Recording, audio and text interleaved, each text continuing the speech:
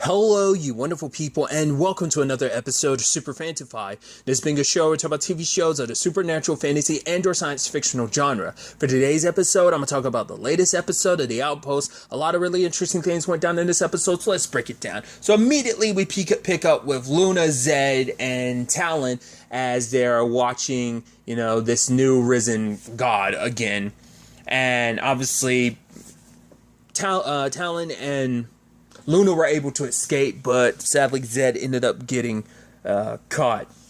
Which I think is so interesting because it showcases that it seems like the kinjs, I guess maybe they're in a weakened state when they're in something that's not their original bodies. Like the white kinj, she's able to basically do telekinesis, or it seems like she can do telekinesis because she was able to crack the wall and make it cave in on Talon and Luna, but then later on she's tossing stuff. I'm like, Yavala never did that. Her whole thing was just taking over people, so maybe they can only use a fraction of what the kinjs are initially capable of until they're back in their real bodies, or maybe it's just what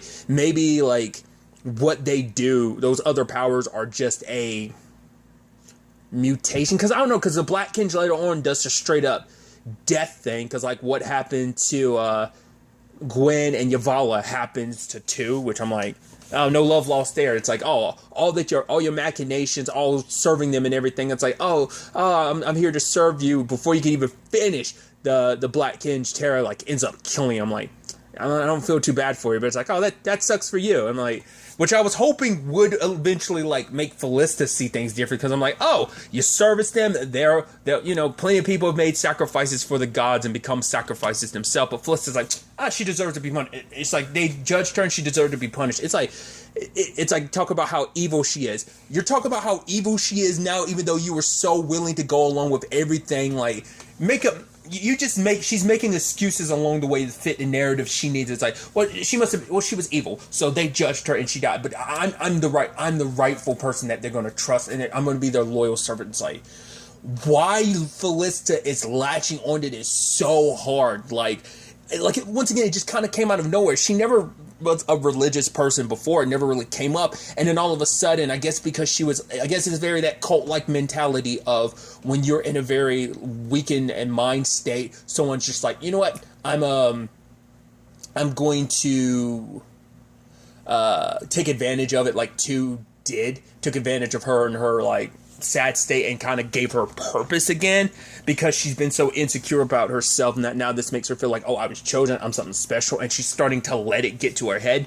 Once the conversation then becomes like, well, is it the red kinj that's making her do that? Because this behavior did pop up out of nowhere. The red kinj is evil. Because kinj being corruptible, we've only seen that kind of come up with two kinjs. The white kinj, because the whole conversation was, well, was that the white kinj or was that Yavala? Was it a combination of two? Same thing with Falista. Is the red kinj just oh God, I was trying to think of the word yesterday too. I thought of it, but I couldn't.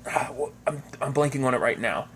If it didn't just amplifies, I can never remember the word amplify under these contexts, but maybe it just amplifies what's already there underneath you. So if you kind of had that, maybe that's why the red kinj ends up going to certain people. Maybe it isn't just random that the certain host it senses something in people. Maybe it finds people that are very similar to their original host, and that's why they kind of latch onto them.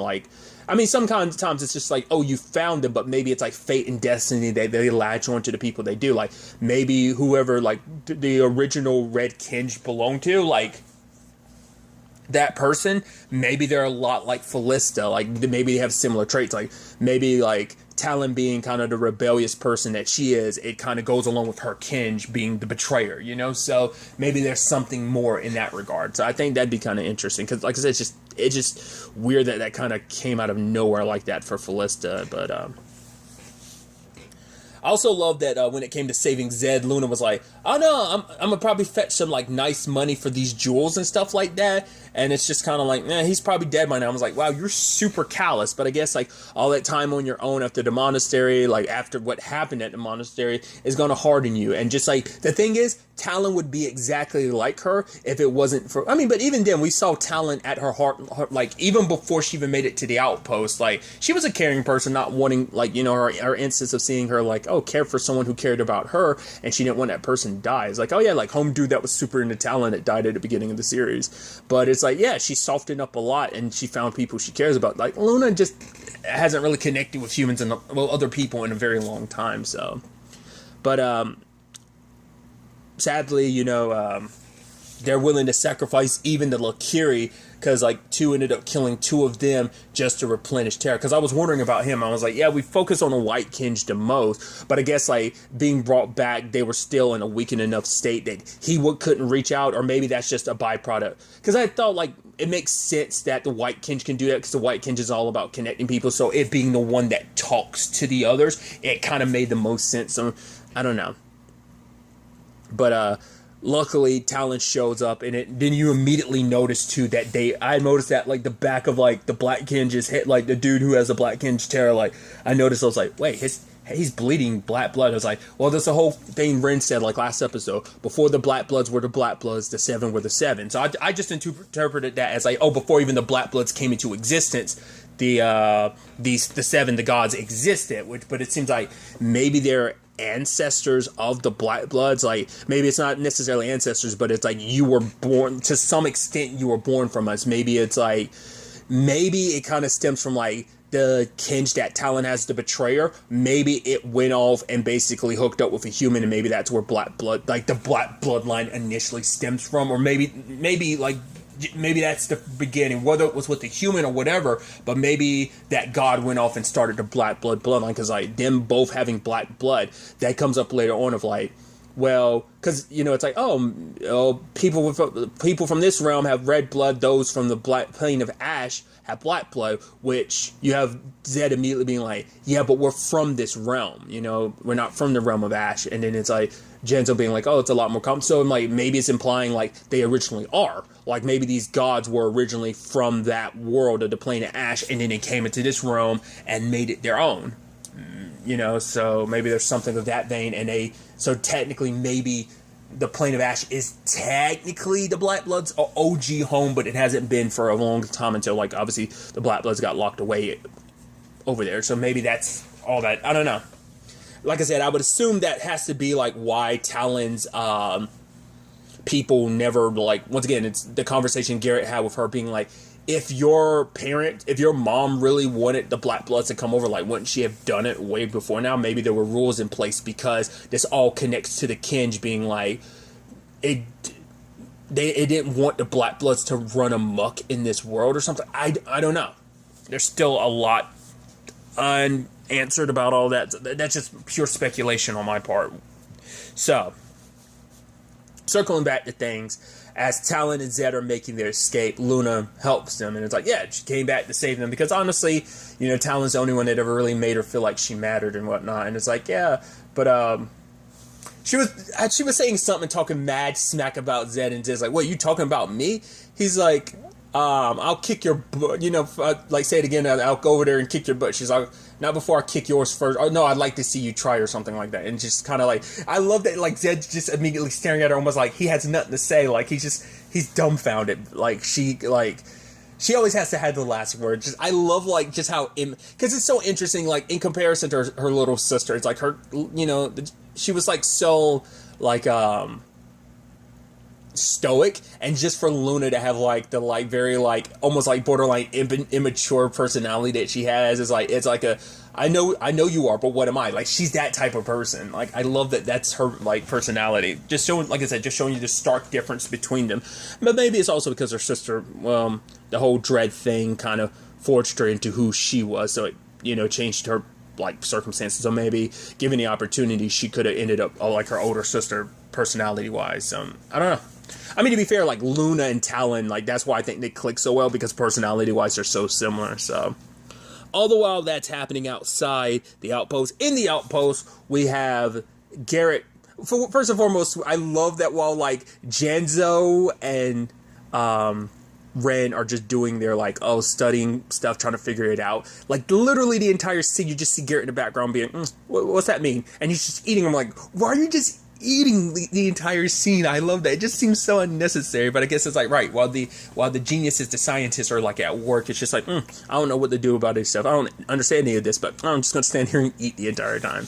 It is interesting finding out that there's stuff that only the High Priestess can read. That was kind of fascinating. It's like, oh, being the High Priestess is literally in your blood, that there's something in your DNA that's like, it's meant to be only passed down from you to you, and it's about Skevacore.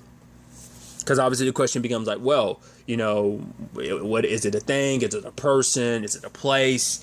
Whatever it is, all we know is that it means the end of the world. So, but ultimately, Ren and Janzo connect it to what's down below. The place that they ended up finding the White Kinj is like, right, that was almost the end of the world. And the Skevacore sounds like it's something even worse than the White Kinj, which almost brought about the end of the world. So, like, what is the Skevacore going to do? So they have to unlock a different puzzle path. And they find a room, which I think is so interesting. Like, you see all these symbols and, like, these handprints, which I'm like, so I'm assuming each one of the gods is going to have to come down here, well, the quote-unquote gods, and put their hands on these things. Because I'm sure each one was, like, related to a kinj. So I'm sure, like, all 7 of them have to come together, put their hands there. Plus, there's some key that's supposed to be at the middle. It's like, so this unlocks the Skevacore. So it's like, the thing that gets unlocked is the Skevacore, because it's like, unlock the Skevacore, but like, what is it exactly that you would be unlocking? Would it be another being? Like, and if that is the case, like, would the gods, would they be sacrificed? Like, would it be, oh god, how far do I want to go into this? Because it's a video game reference that I'm like, I talk about all the time, but I don't know how, like, general enough. Basically, there's a video game series called Trails of Cold Steel.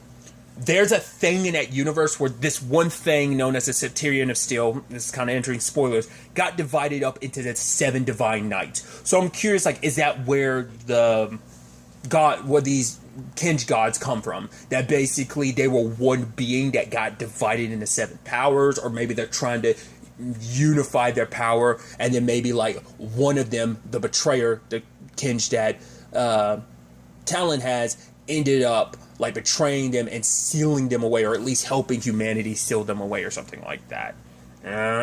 Once again, it makes me wonder, are we going to end up finding out that the kinj that she has, that the corresponding god, is actually underneath her village or something? I'm wondering, are we going to find that out or not?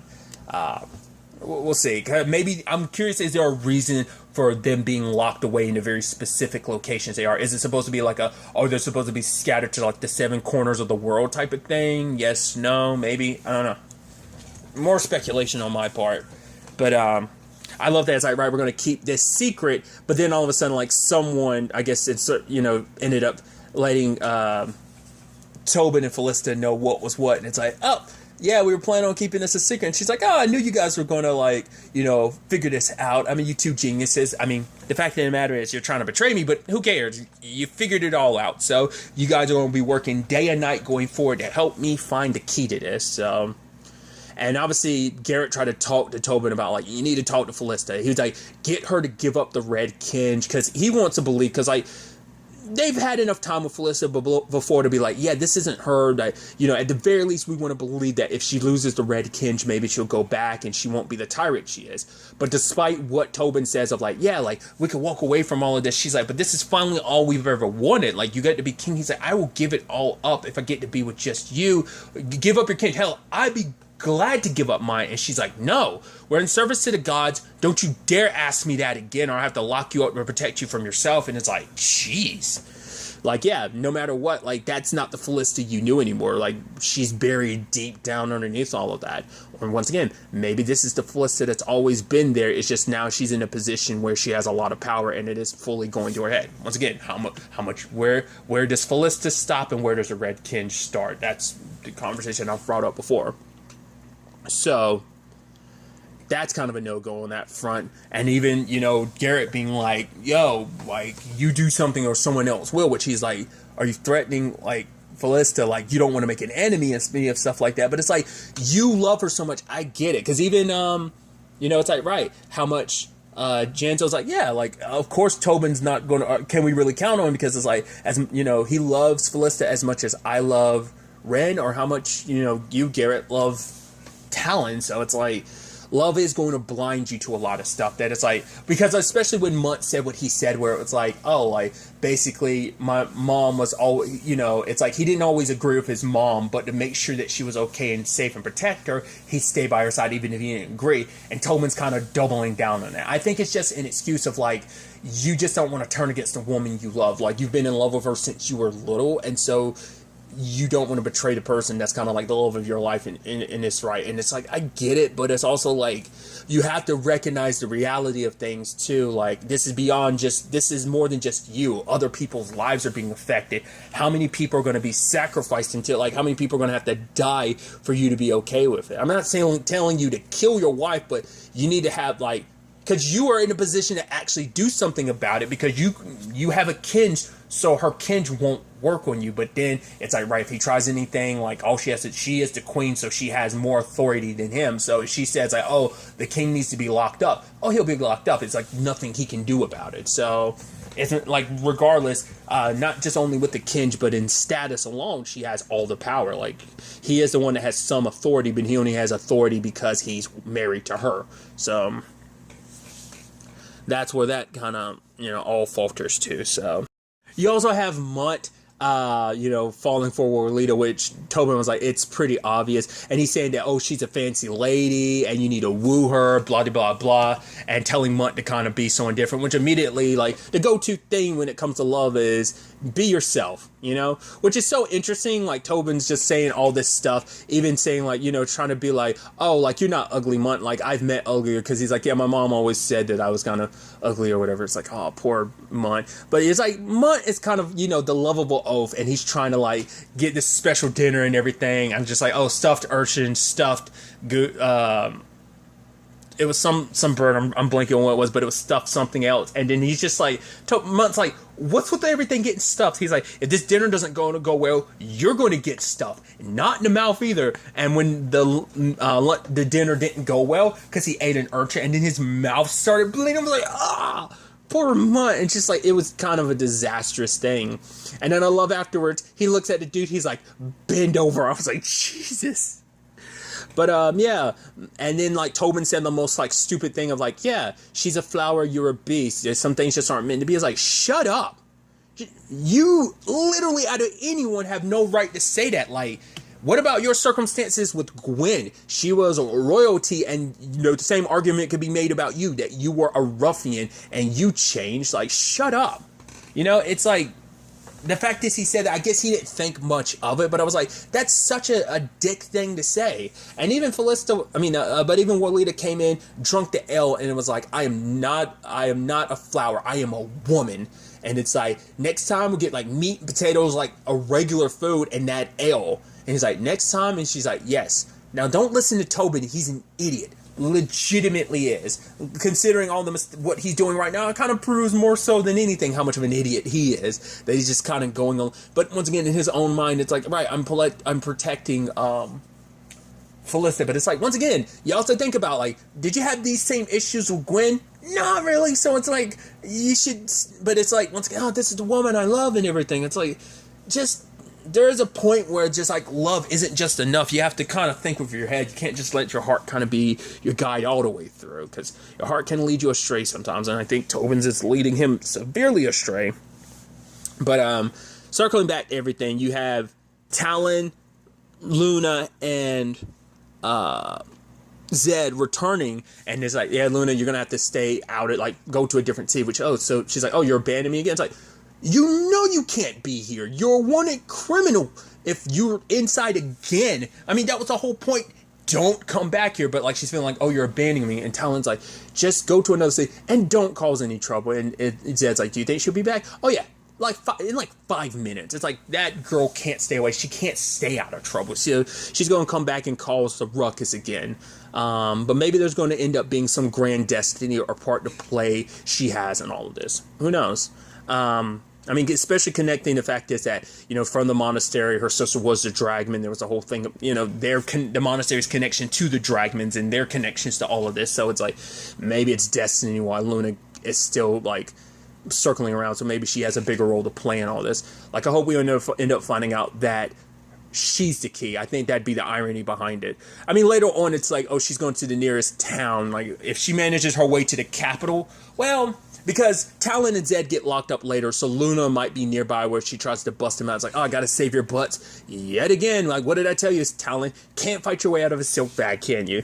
But they had come back to warn him, like, yeah, like Zed, like. Because what's also interesting too, because usually they get this like messages from the gods because it's like, hey, like you've activated your kinj, and that's what connects them. But this time, like Falista was praying to them, and then it's the white kinj. She sent like her message to all of them at once. I guess it's because she's in a powerful enough state that it's like, right, she felt Falista reaching out, so it's like, right, I'm gonna message all of you, come to the capital, come to us. And, you know, Talon and Zed try to be like, yo, they will kill us and take the kinjs just like they did too. So the fact is that we most likely will find a kinj. There will be one of these gods that pops up that looks just like with the symbols and reminiscent of that green. And it's like, yeah, so all of our kinjs are associated with one of those creatures. But, like, Felista's like, oh, yeah, like, the gods, they chose us, so, like, yeah, like, we're gonna go serve our gods, we're gonna go to the capital, which Tobin's like, didn't you hear what Zed said? But once again, it's like, don't go against my word. Like, you've always been against it. It's like, no, we're doing this. You know, so it's like, why she's all about it, like I said, I'm still don't know. But, because for her, she's saying, like, don't worry, Tobin, we'll get what we want. All we have to do is go there and give up our kinjs. It's like, well, is she going, I mean...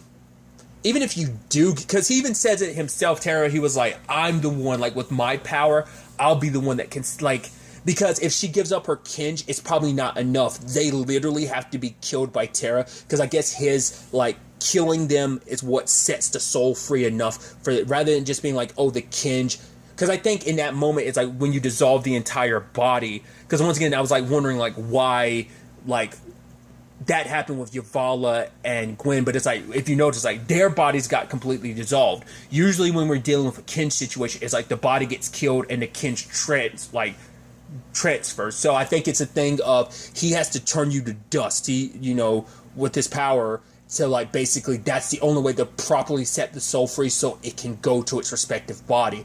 Other than that, it's stuck in that kinj form and just goes to the nearest host. So maybe that's what kind of sets it apart from normal circumstances of the kinj passing on. So I don't think they'll be able to just be like, okay, and here's the kinj. It's like, no, you have to die. Which I think Felista's all about that. Or maybe she'll change her mind being like, wait, we have to die. What? No. You know, and then maybe Tobin will be the one that's not all about it because he wants to protect her. I'll stay by her side, even if she's in the wrong. I don't agree with her, just to make sure that she's okay. But now, like, Zed and Talon have been captured because it's like, right, their hands have been forced. Garrett's been locked up. It's just like, oh, God, this is going to go... It's already going sideways. This is just going to get worse, I'm assuming. So we'll have to wait and see how that plays out. But there's still so much they don't know. So Ren and Janzo are going to continue researching all of this. Because it's like, once again, Skevacore, like, what the hell is that? What's going to happen when they get to the capital? We'll ultimately have to wait and see. I'm very interested to see where the next episode takes us with all of this. But really, that's all I'm going to talk about. Till the next time we meet, be happy, be safe, live life to the fullest, and enjoy it. Good day, and goodbye.